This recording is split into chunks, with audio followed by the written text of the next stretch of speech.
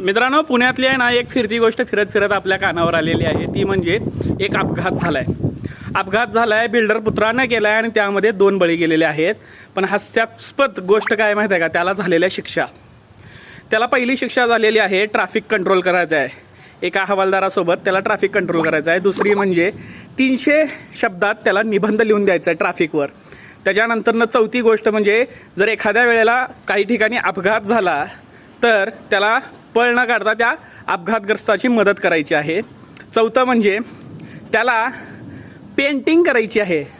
म्हणजे RTOचे जे फलक असतात ते पेंट करून त्याला जनजागृती करायची आहे. आणि त्याचबरोबर 5वी म्हणजे व्यसनापासून दूर राहण्यासाठी सायकोलॉजीची ट्रीटमेंट ते त्याला देणार आहेत.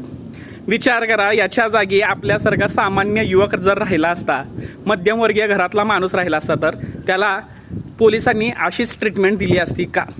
15 मिनिटात त्याचा जामीन